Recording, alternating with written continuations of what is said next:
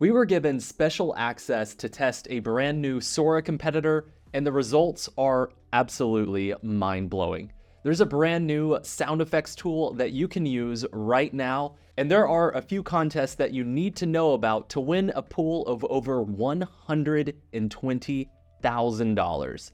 This is your AI film news of the week. I want to kick things off by taking a look at a brand new AI video generator that is a very real Sora competitor. It's by the folks at Luma AI, so the people that do the scanning tool for doing Gaussian splats and also text to 3D models. They're now getting into the video generation game, and they're really going to make a splash. So the tool works by allowing you to upload an image, type in a prompt, and then generate 2 videos from the tool. They were kind enough to give the Curious Refuge team access, and we went ahead and tested out various applications. It's really incredible. The first thing I want to show you is this trailer created by Dave Clark, the instructor of our AI advertising course. And basically, this is a trailer he put together for The Dismal Swamp, which is just a film concept that he's been wanting to create. And you can see that the shots here look pretty darn amazing. The close-ups look really, really good in many of the shots, and it really holds a lot of the weight and the physics simulations that you would hope to see from realistic footage. Now, is it perfect? No, it's AI video and it requires curation to get the most from the tool. But a lot of these shots look pretty darn interesting, and some of them, if I saw them at a quick glance, I would never guess that they were generated using artificial intelligence. And so I think that tools like this one are going to be much more interesting compared to tools that only allow you to type in text and generate video. Having the ability to upload your reference frames that you want the actual model to generate from is essential, and using a tool like the Luma tool that actually creates a 3D representation of the world is absolutely essential. I have a few examples that I generated earlier that I want to show you. So we have this shot of this Chihuahua barking at this wolf, and you can see it kind of changes the breed of the dog towards the end. We have this shot of these kids playing soccer, and you can see that it actually cut to a different shot there. So one thing that I've seen with Luma is if it doesn't like the way that the video generation is going, it'll just completely change the shot. But the interesting thing is, a lot of the shots, they feel like they live together in the same world. So Luma is clearly creating a 3D model and representation of what the environment is supposed to look like, and it will literally change the camera to a different location just because it wants to, which is really funny. We also have this shot here of this guy at the ocean, just kind of looking off into the distance. Looks really good. And then I have a few different shots here of just kind of this Viking concept that we put together at Curious Refuge. You can see that the quality of the generations look really, really good. Now, this shot was really interesting because it started with this shot of this Viking, and then it just decided it wanted to cut to a different shot of a Viking character. And he actually looks pretty cool. Like it looks like his clothing is kind of somewhat similar to the original guy. But it just, for whatever reason, Luma likes to change the shots every now and then. We have this establishing shot here, and it looks really good, especially at a quick glance. I would say that the resolution is not perfect at this point, so it does seem like there's a bit of dancing and some softness that can happen whenever you're using this tool, but definitely for online distribution and for film concepts, I think that this tool is absolutely amazing.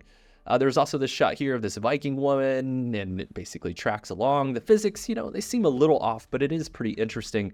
We also have the second shot here where it has a really dynamic camera movement. I mean, that is really an incredible tracking shot with the parallaxing, and then we have this other Viking character that comes from the house. Looks pretty darn good. There are so many other clips that I'd love to share with you, so we included a download link below this video where you can download the videos that we generated and take a look at the quality for yourself. To use Dream Machine, just go to the Dream Machine website. You'll find a link below this video and click the Try Now button. You'll see this page here that basically has all of your previous generations. We have this little bug character. You can see that these shots look pretty darn good. Now, in order to create the video, all you have to do is click on the image icon here. I'll import the sci-fi shot. And now you have to type in a prompt. All you have to do is, explain what you want the movement to be like. So we'll say a person walks into a portal, slow zoom in. And you can go ahead and make sure the enhance prompt button is selected. That will basically improve the overall quality of your prompt.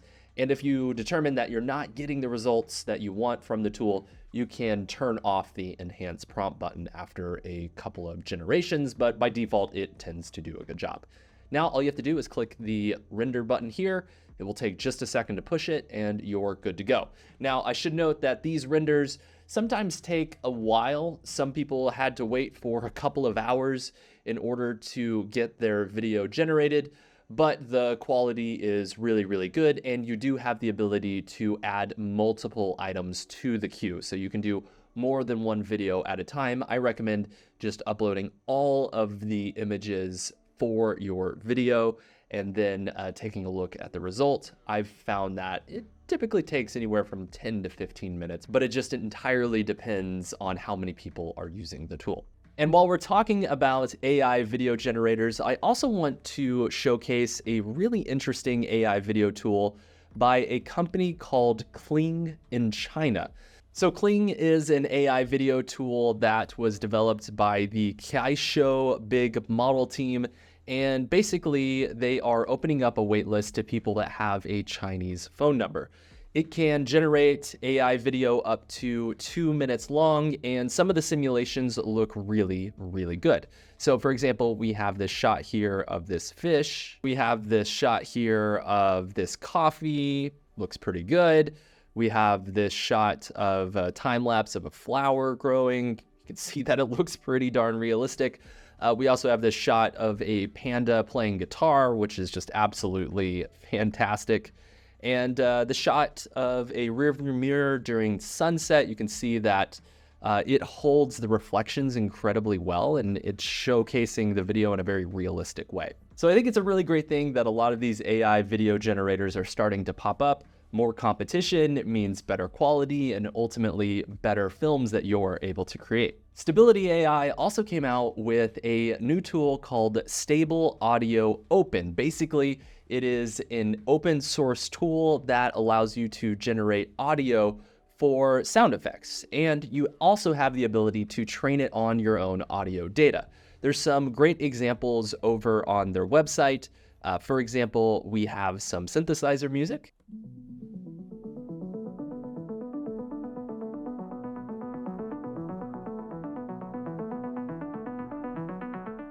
It's also great for creating soundscapes. So we have some blackbirds here singing in the forest.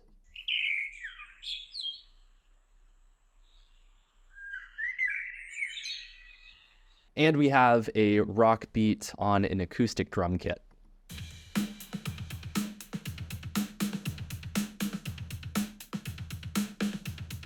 Not to be outdone, the team at Elevenlabs also came out with their Prompt-to-SFX tool, and it's now available to the public. To use the Elevenlabs sound effects tool, all you have to do is go to the Elevenlabs website and then go to sound effects.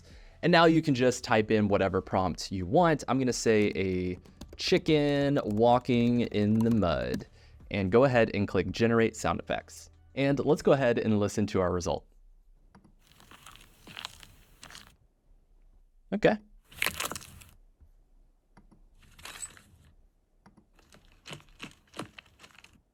Okay, and I suppose it's pretty accurate, but I'm actually curious about how this sounds when you compare it to sound effects libraries that are just royalty free and not AI generated. So I have some examples from Artlist and some examples from Elevenlabs of basically the exact same prompt.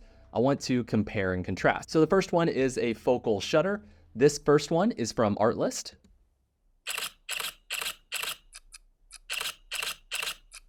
Okay, and this is the shutter from Elevenlabs. Okay, they both sound realistic. Now let's play back a horse neigh. So this is from Artlist. Okay, and this is from Elevenlabs. I actually think the Elevenlabs one sounded a bit better, but they both sound realistic. And finally, I wanted to do some ambiance, so we have basically a busy office space. This is Artlist.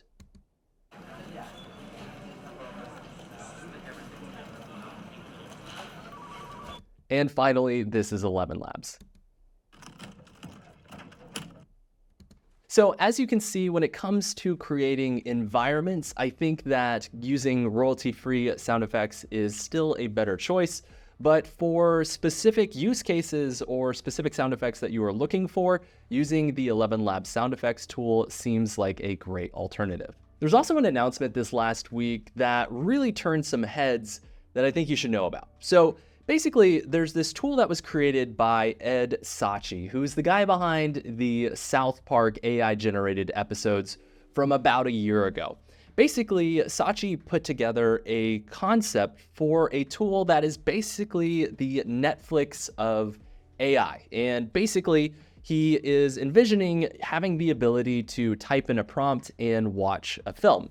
So there's actually a waitlist with about 50,000 people on it to basically get access to the tool, and it's kind of unclear as to where it's at when it comes to actual functionality. But if you go over to the website, there are a few different examples of these AI-generated films, and they say on the website that Showrunner is the first ever AI TV shows created by filmmakers and content creators using Showrunner technology. And whenever you take a look at some of these films that have been created by Showrunner, they definitely are coming across as kind of like rigged After Effects types of film concepts. They're really unwatchable at this point, and they're not very captivating. But the technology and the idea of having AI-generated voices and scripts and basically putting together a film from just a prompt alone is definitely a concept that so many people are trying to accomplish at this point. You can check out some of the films for yourself over on the website. I'd love to hear what you think in the comments. And speaking of AI in film, Sony actually came out with an announcement that their CEO is looking to use generative AI to cut movie production costs. Obviously, creating profitable films is a big challenge for a lot of major studios right now. So studios are looking to the use of artificial intelligence to help cut costs. We also came across a story this last week where the Tribeca Film Festival that just ended actually accepted AI films into their competition and showcased them across the event. Tribeca is not the only major film festival to allow AI-generated films. From Venice to Cannes, AI film has been popping up at most major festivals. The team at Pika Labs also came out and said that they recently updated their AI algorithm to create better video quality. And while we're talking about Pika, I should also note that they actually raised $80 million in funding to explore AI video. Also came across an article this last week that basically argued that we would more than likely achieve AGI by 2027. I think it was really interesting because there was all sorts of different charts and graphs, and basically it was just showing statistics, how 4 years ago AI basically was creating text prompts at a preschool level, and now it is creating content that's basically the equivalent of a smart high school student. Now, of course, we have no idea when AGI will actually happen, but it does seem like it will more than likely be within this decade. There were a ton of AI announcements from Apple this last week, but basically, the biggest thing that you need to know about is the fact that Apple products starting this September will be able to run AI locally on the device. So basically, it will use its own AI algorithm to process information about text that you're sending, to generate emoji, and just increase the productivity of you, the user, while you're using the Apple device.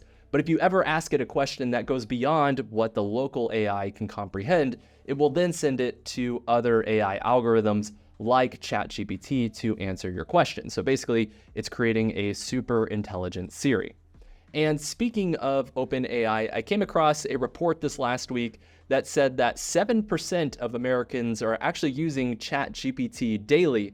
But what I thought was really interesting from this survey, it actually said that 53% of people actually know what ChatGPT actually is. So only about half of the American population in this survey actually knows what ChatGPT is and does. They also said that 4% of people have used AI to generate video, which I thought was kind of low, but I think it does show that this new exploration into the future of storytelling is just at the tip of the iceberg. It does seem like it's still niche at this point, but of course that is changing very quickly.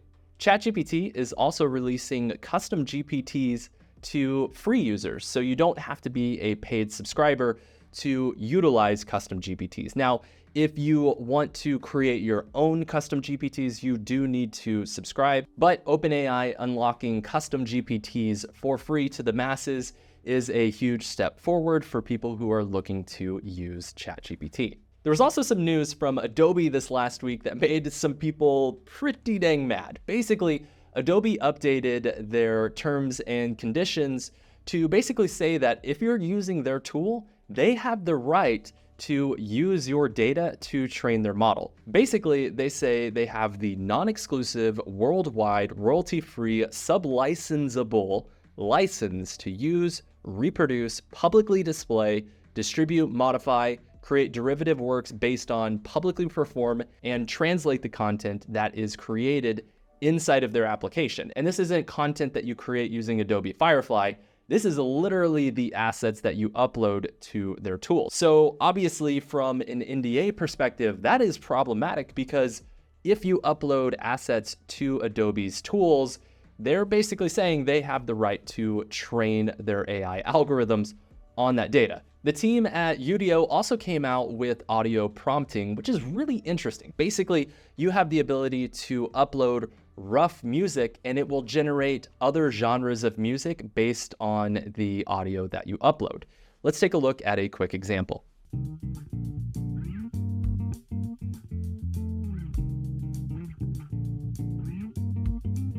Oh, slip on,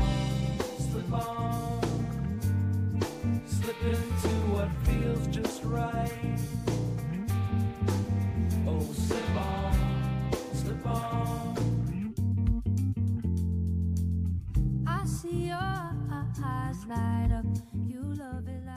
So this is obviously really interesting, having the ability to upload a rough track and then generate something a little more polished is a very powerful creative tool in the music production process. We also came across a few futuristic white papers this last week that really got us excited. The first is basically a tool that allows you to take a rough sketch and it turns it into a 3D sketch. It's pretty cool. Basically, it interprets what you drew and puts it in a 3D environment. And so there's some pretty interesting examples over on their website. For example, we have this sailboat here, we have this bird, and you also have the ability to upload an image and it will basically create a 3D sketch from that image as well. Now, is there a lot of practical application for this specific use case? I don't know, maybe you could hypothetically be working on a stylized film that is in this kind of toon shaded sketch style, but it is pretty interesting to see that the technology that can convert sketches into 3D models is so advanced. We also came across a tool this last week called Multiply that basically takes video that has characters in it and turns the characters into really high resolution 3D models. And the quality is better than a lot of the 3D character replacement tools that we've seen up to this point in time.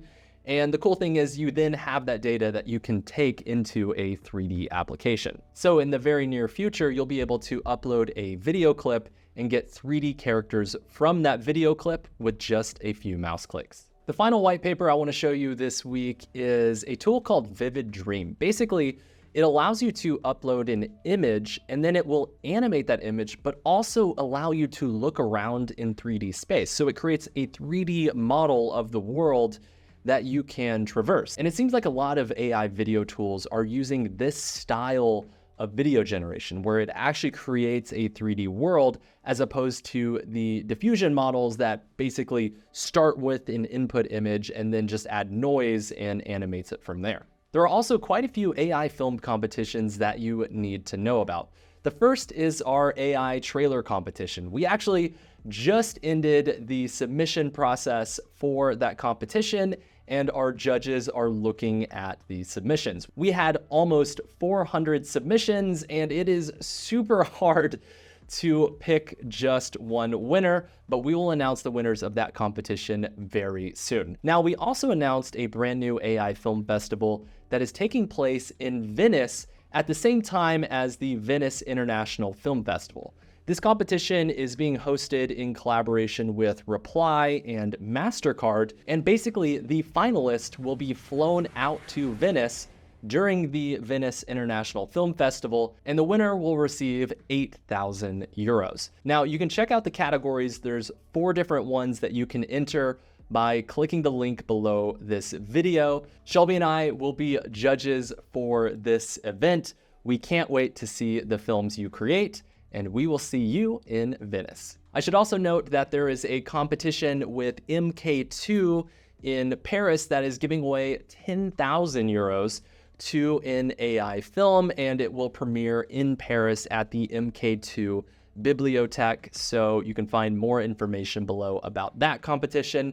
And we also saw that Suno is actually giving away $100,000 to the top 500 songs that are generated on their platform in the month of June. So if you generate a song and it really resonates with people, you have a chance to win up to $10,000. And that brings us to our AI films of the week. The first film that I want to showcase is called Loose Ends by Ike Wei. Ike is actually the community manager here at Curious Refuge, and he put together an incredible film that showcases really good storytelling, fantastic sound design, and some character replacement that looks really darn convincing. The next film that I want to highlight was created by William Bartlett, who is a VFX artist at Framestore. Basically, it's kind of an ode to the world and humans' impact on the environment. It has some really interesting 3D shots and some of the best AI video generation that I've seen up to this point. And finally, I came across a news story this last week that basically said that AI is being used to help bilingual stroke survivors communicate. So a lot of times whenever someone has a stroke, the part of their brain that processes language can basically get confused, and if you're bilingual, you can confuse multiple languages together.